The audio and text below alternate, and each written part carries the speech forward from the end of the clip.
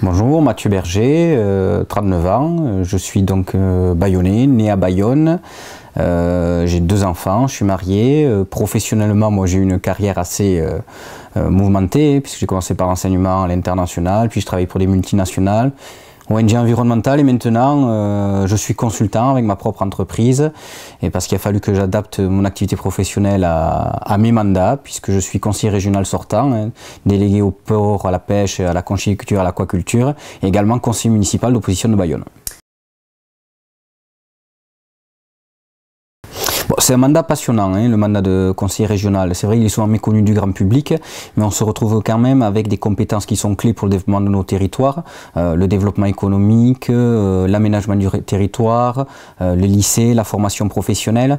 Il se trouve que moi, au travers de mes délégations et de la présidence de la commission infrastructure, j'ai beaucoup travaillé sur les domaines du ferroviaire, le port industriel de Bayonne et le développement économique du littoral. Les véritables enjeux pour le futur mandat, on a d'ores et déjà commencé à travailler notamment à des liaisons TER transfrontalières. Nous devrions normalement y arriver pour 2021, ce qui voudra dire qu'on pourra mettre en place des services de train Bayonne, Saint-Sébastien, Bordeaux-Bilbao. Bon, pour un territoire transfrontalier comme le nôtre, c'est quand même quelque chose de très stimulant. Concernant le port de Bayonne, la région Aquitaine avait récupéré la pleine propriété du port de Bayonne lors de la dernière décentralisation. C'était avant un port d'État.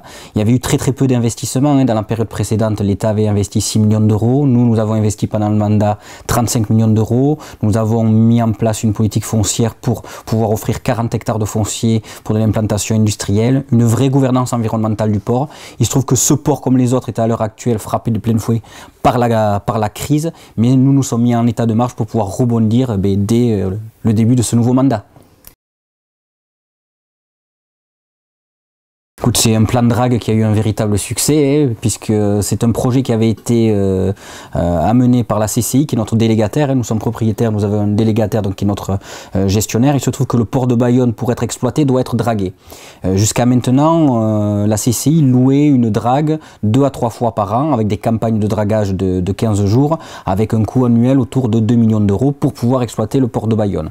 Et avec une politique de dragage qui n'était pas accompagnée par le clapage côtier, c'est-à-dire le clapage côtier, c'est rejeter à l'oblique des plages le sable que l'on drague dans la fosse de garde pour revenir nourrir les plages d'Anglet. On avait lancé une étude avec l'Observatoire de l'estuaire de l'Adour qui montrait que cette pratique était très vertueuse. C'est-à-dire qu'en même temps qu'on draguait le port, on pouvait lutter contre l'érosion littorale.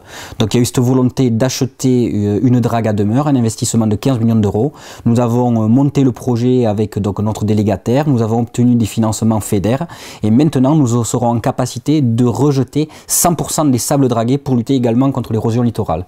Ce qui nous permet sur le territoire du port de Bayonne de vraiment faire avancer le développement économique sur des 2 jambes, l'industrie au travers du port et le tourisme notamment au travers du tourisme littoral.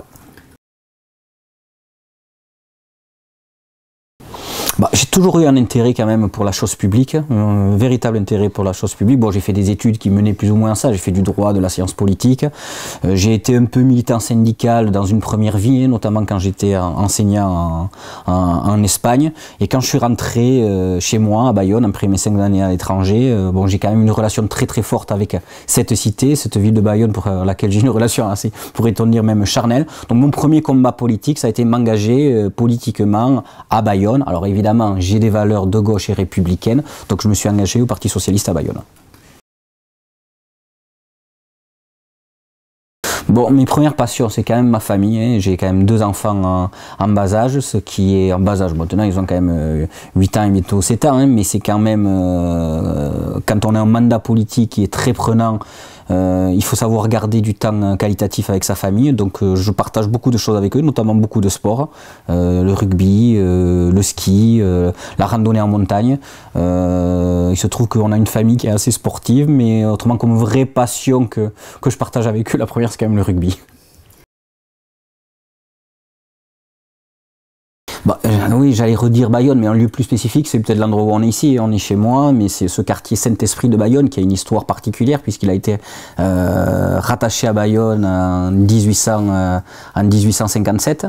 C'est un quartier qui a toujours été un quartier d'accueil, qui a accueilli les Juifs portugais qui fuyaient l'Inquisition, qui accueille toujours les populations qui ont suivi l'Adour et la Nive à Bayonne. Il se trouve que moi, ma famille, ça fait 3-4 générations génération qu'on est dans ce quartier. Et du coup, même quand je suis rentré de l'étranger, la volonté pour moi, c'était rentrer dans mon quartier Saint-Esprit. C'est un vrai quartier populaire avec une mixité sociale. Ça s'est fait naturellement, il n'y a pas besoin d'inventer, mais ce qui fait que les gens ici vivent très très bien ensemble. Et c'est naturel. Et notamment dans mon combat politique cette fois à la ville de Bayonne, c'est quelque chose que je soulève très très régulièrement sur la nécessité de maintenir cette qualité au travers de la mixité sociale. Vouloir c'est pouvoir. J'ai pas hésité parce que j'avais été marqué, je me rappelle, c'était en CE2, mon institut, elle s'appelait Mademoiselle Etcheverry, nous avait donné cette citation, vouloir c'est pouvoir. Et depuis ce jour-là, je me suis persuadé que quand on se donne les moyens, on peut arriver à ses objectifs.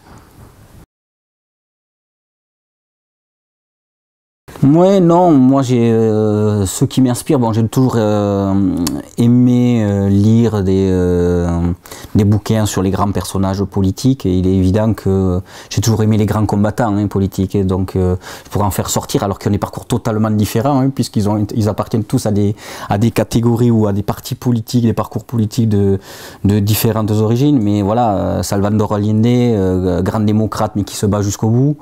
Un combat plus révolutionnaire, Che Guevara, il faut connaître quand même toute l'histoire du bonhomme. On connaît que le Che Guevara cubain, mais il y a toute l'histoire de quand il part comme médecin avec sa moto dans l'Amérique du Sud. Mais il y a aussi De Gaulle et sa capacité à dire non au moment de la Seconde Guerre mondiale. Il y a tout ce qui a été fait avec les résistants a posteriori, comment on a su rassembler en France justement mais toutes les forces progressistes au lendemain de la Deuxième Guerre mondiale. Donc voilà, c'est ce type de parcours qui m'inspire, ce sont souvent des parcours de vie. Moi j'aime beaucoup le terrain, même si c'est difficile d'être toujours sur le terrain, mais le terrain non. Pas que dans la phase de campagne, c'est-à-dire d'aller distribuer des tracts, mais également dans le cadre de l'exercice de mes fonctions. Vendredi soir encore, j'étais notamment à une opération de présentation des dispositifs de reprise d'entreprise, et c'était plein. C'est-à-dire il y avait des gens qui voulaient céder leurs entreprises et il y avait beaucoup de jeunes qui voulaient reprendre l'entreprise. Donc on voit que contrairement à une ambiance générale qu'on veut nous décrire comme morose, les gens se bougent. Et moi, c'est ce que je constate au quotidien.